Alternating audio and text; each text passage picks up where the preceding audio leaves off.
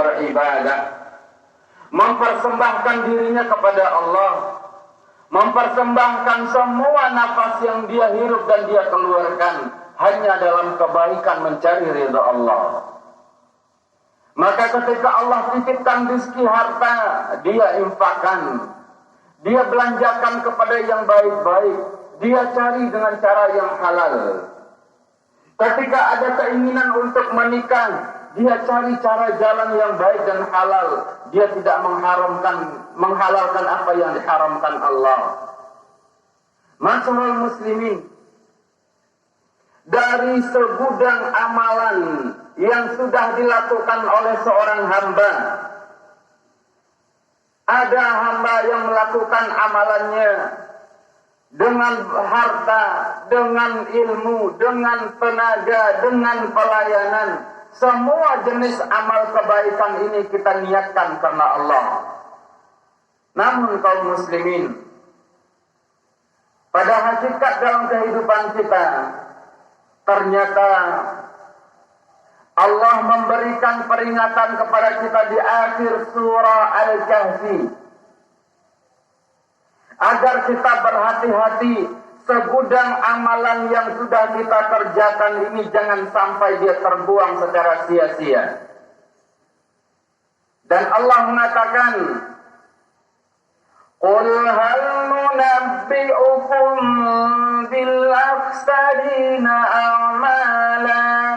Maukah kalian saya kabarkan tentang orang-orang yang sangat merugi padahal banyak amalannya?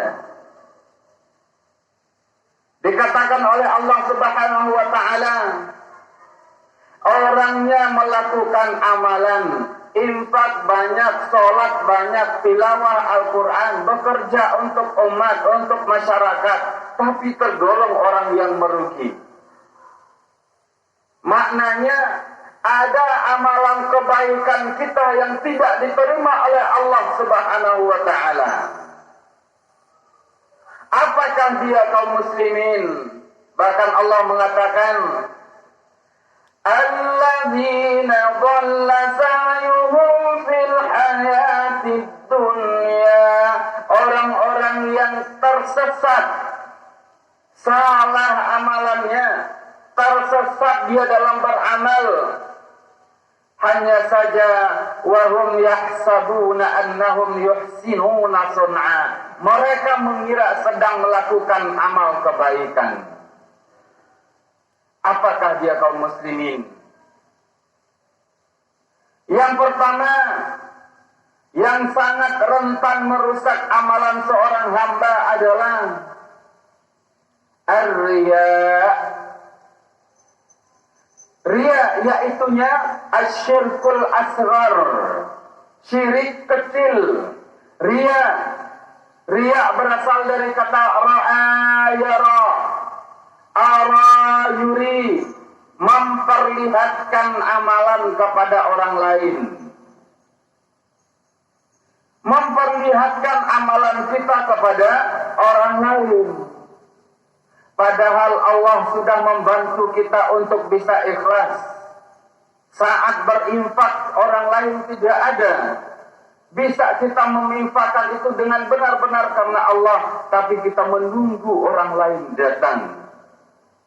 Riya, kita berbuat untuk kepentingan masyarakat, tapi ada keinginan agar perbuatan kita dilihat oleh orang lain. Boleh jadi ada niat lain di balik ini. Sampai-sampai Allah mengatakan dalam hadis qudsi, ana aghnash syuraka'i 'an syirki. Saya ini, kata Allah, adalah yang paling tidak mau disekutukan,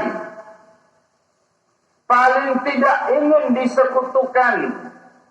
Wa man asyraka, man amila amalan asyraka fihi ma'i ghairi, maka siapa yang melakukan satu amalan lalu diselipkannya tujuan duniawi di dalamnya, taraktuhu wa syirkah, maka saya tinggalkan dia, saya tinggalkan amalannya, dan saya tinggalkan sekutu yang sudah dia perbuat. Masyarul muslimin,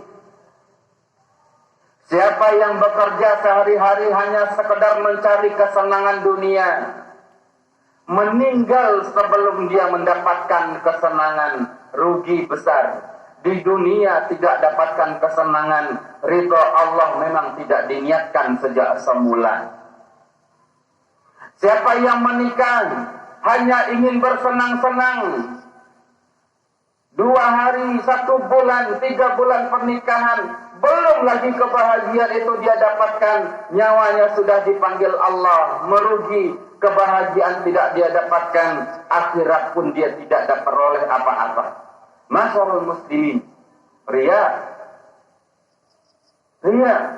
meniatkan, melihatkan amalan kita kepada orang lain selain Allah. Meniatkan, memperlihatkan amalan kita supaya kita dapatkan pujian dari orang lain. Ma'syarul muslimin, yang kedua yang menjadi penyebab orang-orang beramal itu rugi adalah sum'ah. Sum'ah berasal dari kata samma'a yusammi'u. Makna sum'ah adalah memperdengarkan amalan kepada orang lain. Sudah dibantu kita oleh Allah, biar amalan kita ini tidak dilihat oleh orang lain. Tapi ternyata kaum muslimin, lisan kita tidak tahan untuk bercerita bahwa ini pintu yang gagah di masjid ini wakaf saya, bahwa bangunan yang megah masjid ini adalah wakaf saya.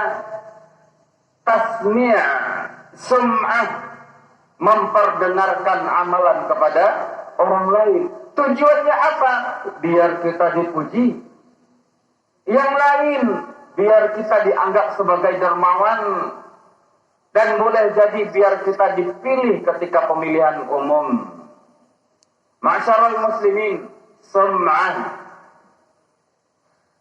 Dan yang ketiga, yang menghalangi seseorang sampai amalannya kepada Allah Subhanahu wa taala, al-ujub.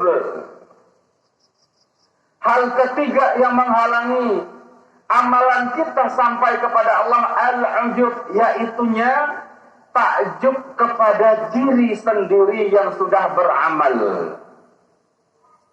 Saat dia beramal benar-benar ikhlas karena Allah, tidak ada orang lain yang melihat. Dia mampu menahan diri untuk tidak bercerita amalannya kepada orang lain.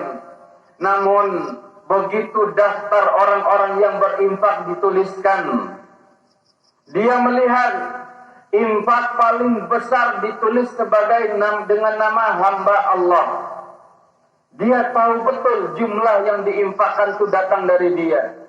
Ditulis hamba Allah, maka dalam hati dia berkata, dari sekian orang yang berinfak, saya yang paling ikhlas.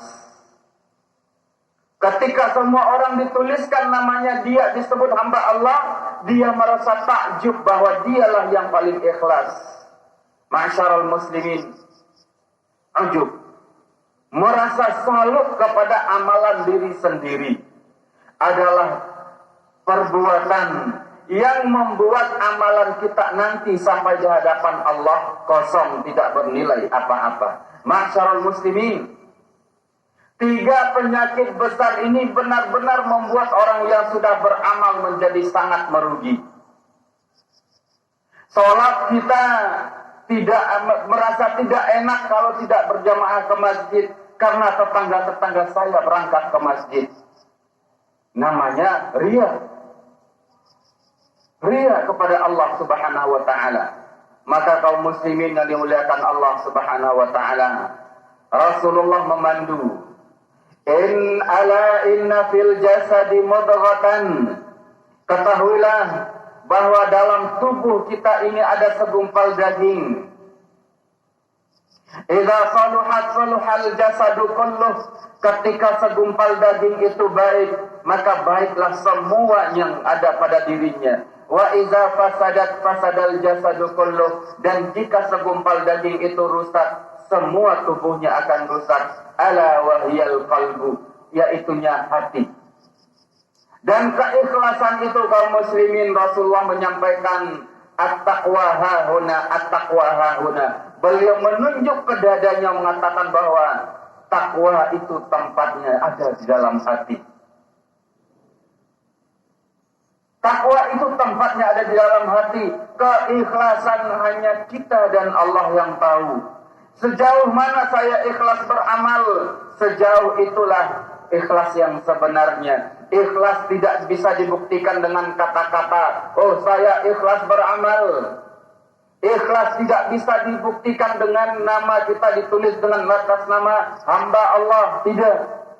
In tubadus sadaqati fa ni'mahi wa in tukhfuha wa tu'tuha al-fuqara fa huwa khairul lakum.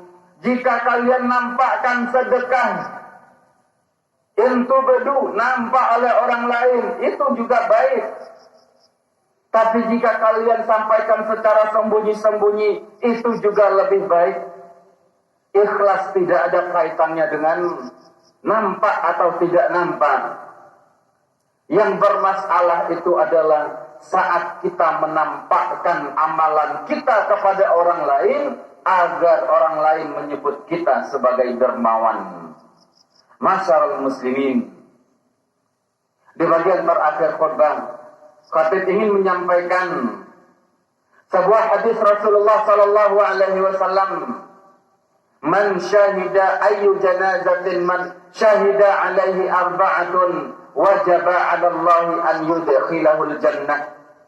Jika ada satu jenazah lalu orang-orang bersaksi atas kebaikannya, maka Allah akan memasukkan jenazah tersebut ke dalam surga. Makna dari hal ini adalah orang-orang yang akan bersaksi atas kebaikan jenazah tentunya orang-orang yang menyaksikan kebaikan tersebut. Andai orang lain tidak ada yang melihat kebaikan kita, tidak pernah melihat kita sholat berjamaah di masjid Allah, tidak pernah melihat kita berinfak, tidak pernah melihat kita sholat dalam tilawatul Quran, maka ketika kita meninggal, siapa yang akan bersaksi atas kebaikan kita? Makna dari hadis ini adalah ada dalam kehidupan kita amalan-amalan yang memang tidak bisa kita sembunyikan. Nampak oleh orang lain, tapi bukan kita yang ingin menampakkannya. Kita tetap beramal karena Allah, beramal ikhlas mencari ridha Allah, namun orang lain melihat amalan kita. Dalam hal ini kaum muslimin, siapapun yang melihat amalan kita, jadi saksi atas kita beramal dan hati kita tetap bersama Allah Subhanahu wa taala, maka orang-orang itu akan menjadi saksi atas amalan kita di hadapan Allah kelak yaumil qiyamah. Dan sebelum kita sampai ke akhirat, bahkan saat kita meninggal dunia, orang itu menjadi saksi lalu memperlancar jalan kita masuk ke dalam surganya Allah. Aqulu ma tasma'un fa'tabiru ya ulil absar la'allakum tuflihun. Allahumma salli wa sallim wa zid wa an'im wa tafaddal wa barik بجلالك وكمالك على زين عبادك واشرف عبادك سيدنا ومولانا محمد وسلم ورضي الله تبارك وتعالى عن كل صحابة رسول الله أجمعين.